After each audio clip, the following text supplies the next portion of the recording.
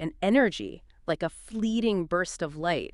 Think about the electron, a stable building block of, well, everything around us, and then the photon, a tiny packet of light.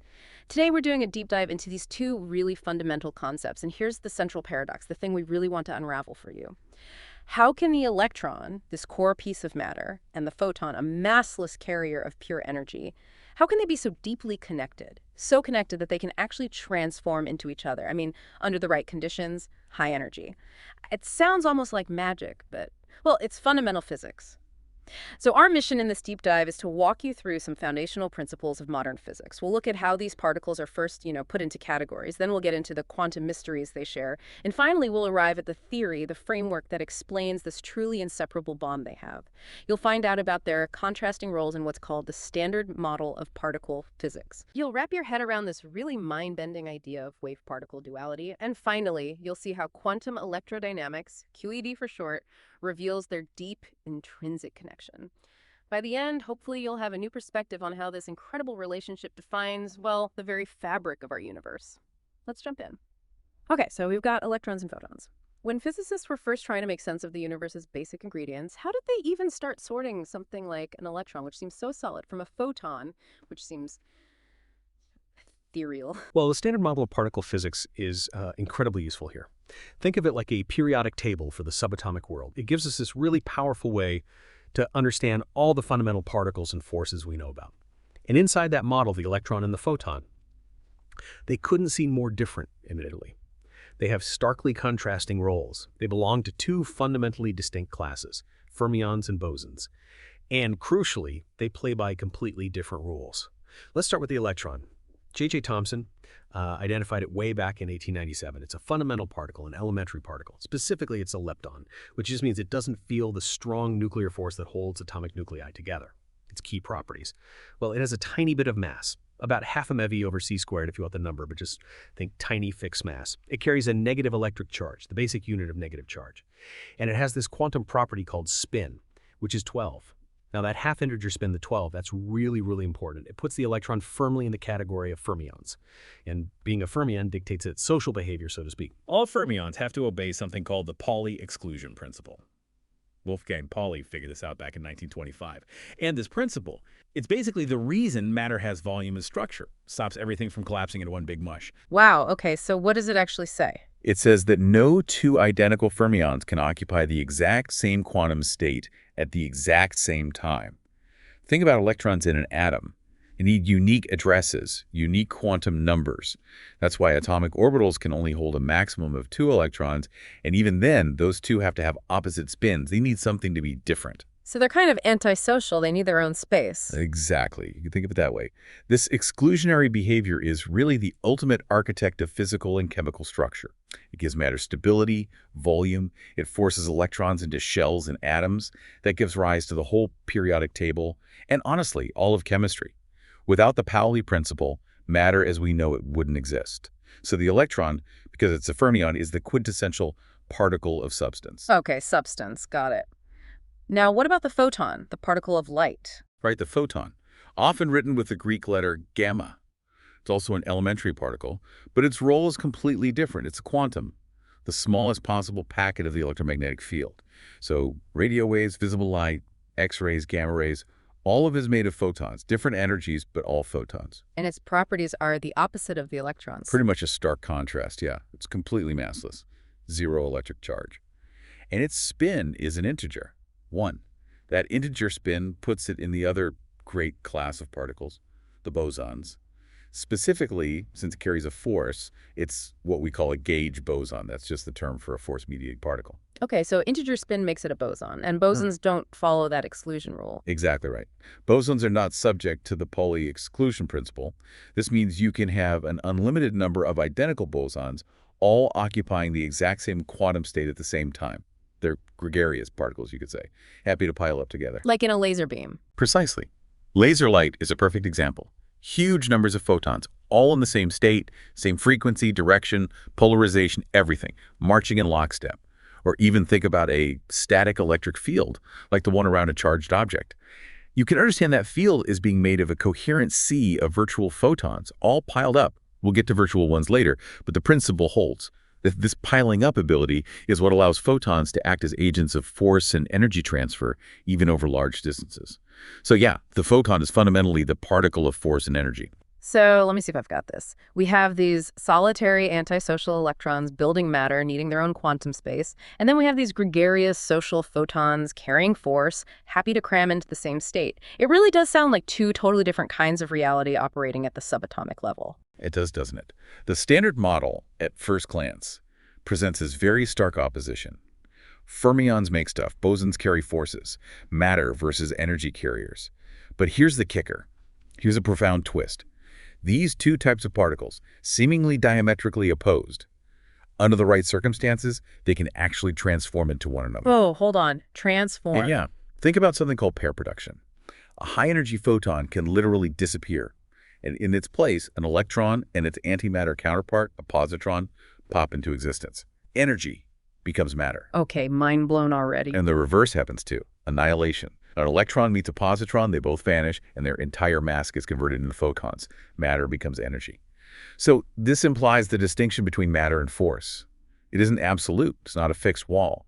Maybe it's better to think of them as different modes of excitation of underlying quantum fields, like different notes played on the same instrument. This starts to bridge that gap between, tangible matter and the more ethereal world of force. That's wild. So if they're so different in their basic roles, fermions versus bosons, how are they united at a deeper level? What's the common thread? The common thread is one of the most counterintuitive ideas in physics, wave-particle duality. It's absolutely foundational to quantum mechanics. What it says is that all fundamental entities, electrons, photons, everything, exhibit both particle-like properties, like being in a specific place, and wave-like properties, like spreading out and interfering. Not one or the other, but both, depending on how you look. Exactly. Depends on the experiment, on the question you're asking. Take light, the photon. For centuries, everyone thought of it purely as a wave. Maxwell's equations in the 19th century were brilliant at describing light as electromagnetic waves, explaining interference, diffraction, all wave behaviors. Right, like ripples on a pond. Precisely. But then came experiments that waves just couldn't explain. The photoelectric effect was a big one. Heinrich Hertz noticed it first, then others studied it. Light hitting metal could knock electrons out. Now, classical wave theory predicted that the energy of those ejected electrons should depend on the light's intensity, its brightness. Brighter light, more energy. Makes sense, right? Seems logical. But the experiment showed something different. The electron's energy depended only on the light's frequency, its color. Blue light knocked out higher energy electrons than red light, even if the red light was much brighter. Huh. That's weird. Totally weird from a wave perspective. It was Einstein in 1905 who cracked it. He proposed that light isn't a continuous wave after all, but comes in discrete packets, little chunks of energy. He called them light quanta. We now call them photons. The energy of each photon is E equals hf, where h is Planck's constant and f is the frequency. So a single photon of blue light has more energy than a single photon of red light, and is one photon hitting one electron that does the knocking out. More brightness just means more photons, not more energy per photon. Okay, so that points to light being a particle. A photon. Yes. And then there was Compton scattering, another clincher. Arthur Compton in 1923 fired X-rays, which are high-energy photons at electrons. He found that the scattered X-rays had a slightly longer wavelength, meaning they'd lost energy. He could only explain this by treating the interaction as a literal collision between two particles, a photon particle hitting an electron particle, like billiard balls.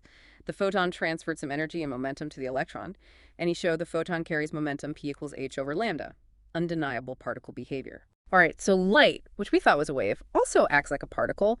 What about the electron? We thought it was a particle. Right. The electron's journey was the reverse. Discovered by Thomson, measured by Millikan, always seen as a tiny discrete particle with mass and charge. But then came Louis de Broglie in 1924. He had this absolutely radical idea. What if this duality wasn't just for light? What if every particle, even matter particles like electrons, also had a wave nature? A wave associated with an electron. Exactly.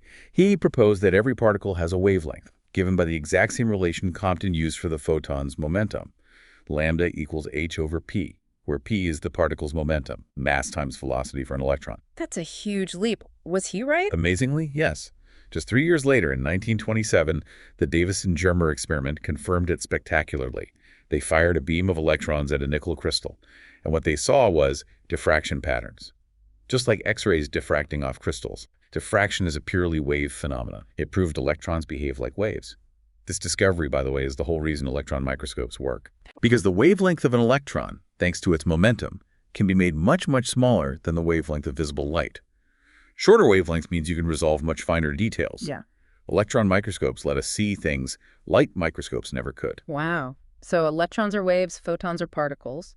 They both do both. They both do both. And what's really remarkable, truly unifying, is that the same mathematical relationship, the de Broglie relation, Lippi-Neb, connects the particle aspect, momentum, p the wave aspect, wavelength, for both the massive electron and the massless photon.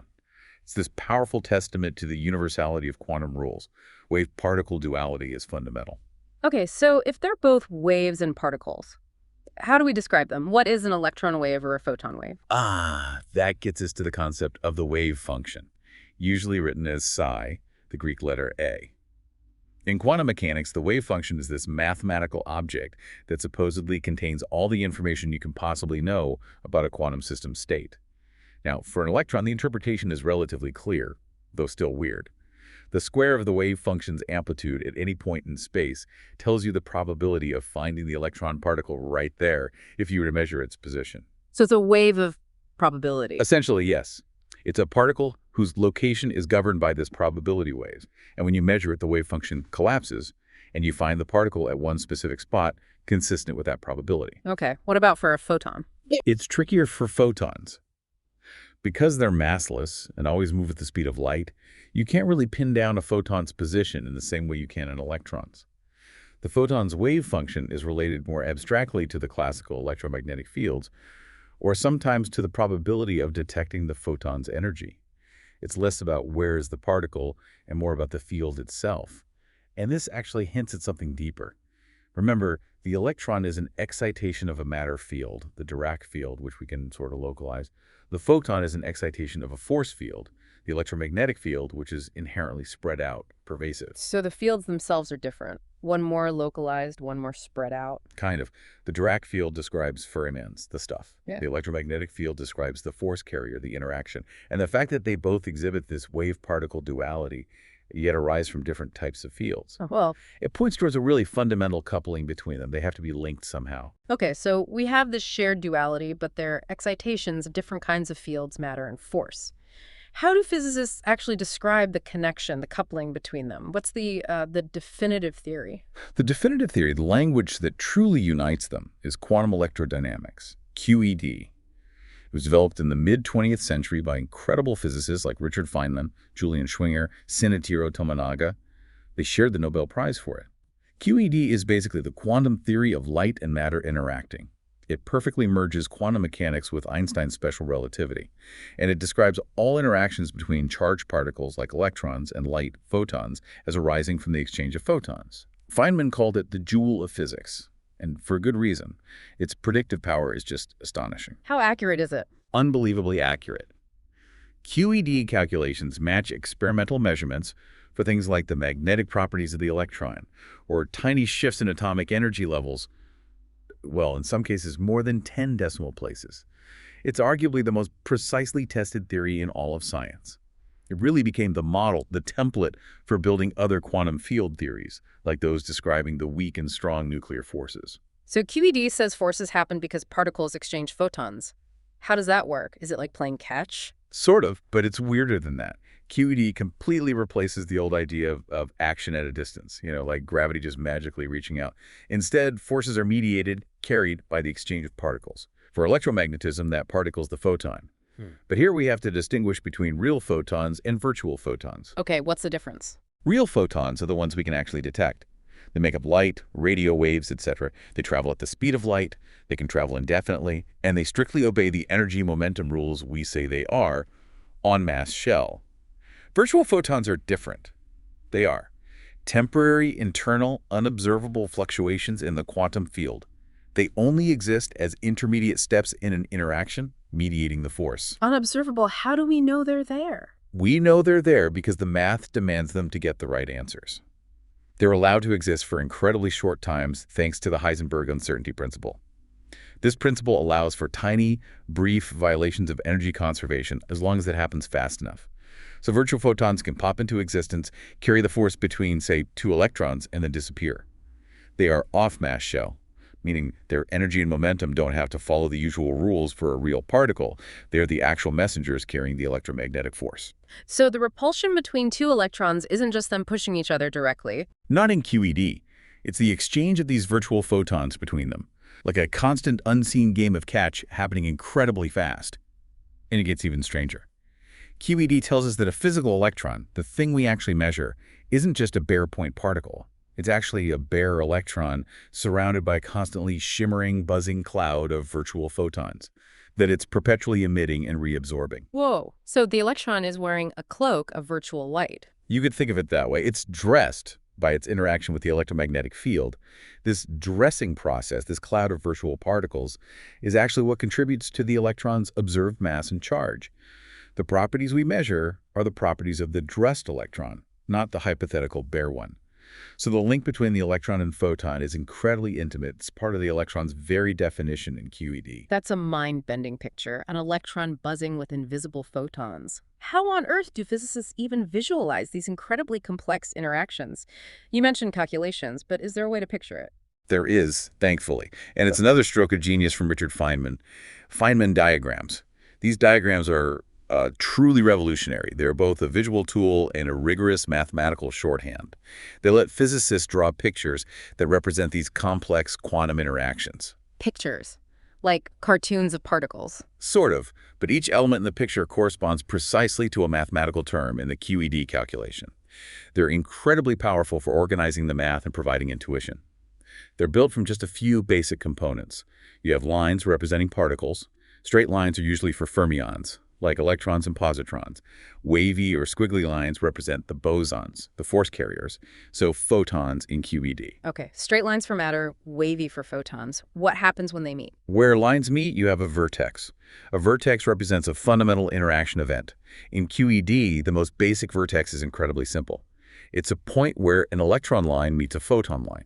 It represents a charged particle, like an electron, either emitting or absorbing a photon. That's it. That's the fundamental interaction. So an electron interacts just by swapping photons. Exactly. The diagrams show the flow of particles, usually with time flowing from bottom to top or left to right. And they even represent antimatter. A positron, the electron's antiparticle, is often drawn as an electron line moving backward in time. Backward in time. Okay, that's weird again. It's a mathematical convection, but it works beautifully. External lines coming into or out of the diagram represent real particles that you could, in principle, detect. Internal lines, connecting vertices within the diagram, represent those virtual particles, the force carriers, the temporary fluctuations. There are strict rules for drawing valid diagrams, ensuring things like charge and momentum are conserved at each vertex. But they provide this amazing visual language for the quantum dance. Okay, so armed with this whole picture, standard model differences, wave-particle duality, virtual photons, Feynman diagrams, what are some of the most vivid, real-world examples where this electron-photon bond really shines?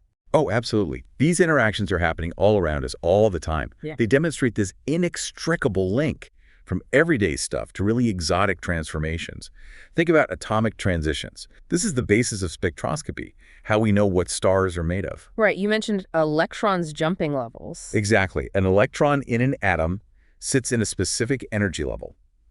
It can absorb a photon, gain energy, and jump up to a higher, unoccupied level. Or if it's in a higher level, it can spontaneously jump down to a lower one, releasing the energy difference by emitting a photon. The crucial rule here is energy conservation.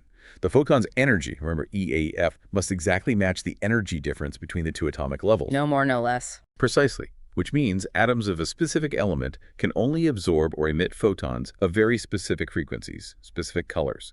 This creates a unique barcode or atomic fingerprint for each element in its light spectrum.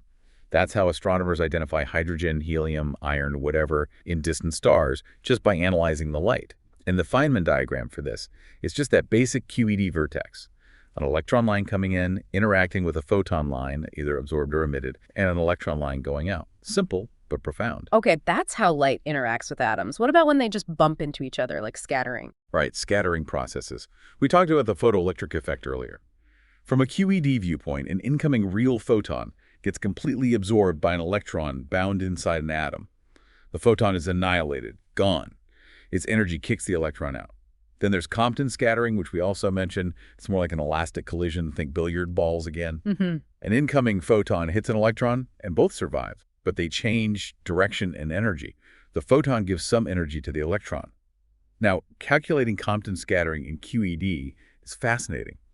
It turns out you have to consider two main ways this can happen, represented by two different Feynman diagrams. Two ways. What are they? In one diagram, the incoming electron first absorbs the incoming photon, becoming a virtual electron for a fleeting moment, its off-mass shell, and then it emits the final lower energy photon. In the other diagram, the sequence is reversed. The incoming electron first emits the final photon, becoming a different virtual electron, and then it absorbs the initial photon. And QED says both happen. Quantum mechanics says you have to calculate the probability amplitude for each possible path, each diagram. Then you add those amplitudes together before squaring to get the final probability. The interference between these different possibilities is absolutely crucial. You don't get the right answer unless you include both diagrams. It's not just one or the other. It's a quantum superposition of possibilities. That's intricate. It really is a quantum dance. But okay, here's where it gets, for me, the most mind-blowing part. The ultimate blurring line. Pair production and annihilation. Energy becoming matter and vice versa. How does QED handle that? Ah, yes, these are perhaps the most dramatic demonstrations of the electron-photon connection. They are direct consequences of Einstein's famous E-mc energy and mass equivalence, and QED describes them perfectly. Let's take pair production first. Energy turning into matter. What happens is a high-energy photon, and it has to be really high energy, passes through a strong electromagnetic field, typically the field near an atomic nucleus, and poof, the photon vanishes. In its place, an electron and a positron materialize, a matter-antimatter pair. Out of nothing but a photon. Out of the photon's energy, precisely. But there's a minimum energy required. The photon needs enough energy to account for the rest mass of both the electron and the positron. Remember EMCAA. Mass is energy. So the photon needs at least twice the electron's rest mass energy, which works out to about 1.022 million electron volts, MeV. Any energy the photon has above that minimum just becomes kinetic energy of the new pair, making them fly apart. And you said it needs a nucleus nearby. Why can't it happen in empty space? That's a crucial point. It can't happen in empty space because of conservation laws. Specifically, conservation of momentum. A massless photon carries momentum, and suddenly you have two massive particles. To make the momentum balance work out, you need something else to recoil to absorb some momentum. The nearby nucleus plays that role, essentially acting as an anchor. Okay, so the nucleus is like a catalyst almost. It's essential for the process to conserve momentum, yeah. The Feynman diagram shows the incoming photon interacting with the background field, represented often by interactions with the nucleus, terminating, and then two new fermion lines emerging the electron and the positron. And annihilation is just the reverse. Matter back into energy. Exactly. Electron-positron annihilation. An electron meets its antiparticle, the positron. They collide, usually at low energies, and they annihilate each other. They disappear completely. Their combined mass, plus any kinetic energy they had, gets converted entirely into pure energy in the form of two or more high-energy photons. Gamma rays, typically. Why two photons? Why not just one? Again, conservation laws. Primarily momentum. If an electron and positron annihilated at rest, creating just one photon would violate momentum conservation. Where would that photon go? There's no preferred direction. But if they create two photons, those photons can fly off back-to-back in opposite directions. Their momenta cancel out perfectly, conserving the initial zero momentum if the pair was at rest. Ah, like a balanced explosion. Precisely. If the electron and positron were essentially at rest, each of the two resulting photons carries away exactly the rest mass energy of one particle, 0.511 MeV. The main Feynman diagram for this shows the electron and positron lines coming in, meeting at a vertex. They create a highly energetic virtual photon as an intermediate state. This virtual photon then immediately decays into two real outgoing photons. Wow, so the diagrams really show the transformation, but you mentioned something. Crossing symmetry, what's that? Yes, this is where QED reveals an even deeper unity. Crossing symmetry is this amazing mathematical property of quantum field theories. It basically says that the same fundamental mathematical expression, the same core calculation, can describe different processes, like Compton scattering, pair annihilation, and pair production. The same calculation. You get from one process to the other essentially by moving particles from the initial state to the final state, or vice versa, and changing them into their antiparticles as needed. Think about the Feynman diagrams. In a very real sense, the diagrams for Compton scattering, pair annihilation, and pair production are just different rotations or rearrangements of each other. They all involve the same fundamental vertex, the electron-photon interaction. So they're not really separate phenomena. At the deepest level described by QED, no. They are different channels, different manifestations of the same fundamental electromagnetic interaction. This profound unity means that the interchangeability of electrons and photons isn't just some weird quirk. It's a direct, necessary consequence of the underlying quantum field dynamics. They have to be able to transform into each other because they're linked by this single fundamental interaction vertex. So, okay, let's try to wrap this up. We started with electrons and photons looking like total opposites, matter builders versus force carriers. We found they share wave-particle duality. And now we see they can literally turn into each other through QED. How do we synthesize all this? What's the final picture of the electron-photon bond? The final picture, I think, is one of fundamental mutual definition. They aren't just interacting, they are inextricably linked because they are fundamentally two different kinds of excitation within a single unified system. That system is the quantum electromagnetic field. Not separate things, but different aspects of one thing. Exactly. Forget the classical picture of little balls bumping around. Think instead of pervasive quantum fields filling space. There's the Dirac field for electrons and positrons, matter. There's the electromagnetic field for photons, force. And crucially, these fields are coupled. They talk to each other. This coupling is literally written into the equations of QED.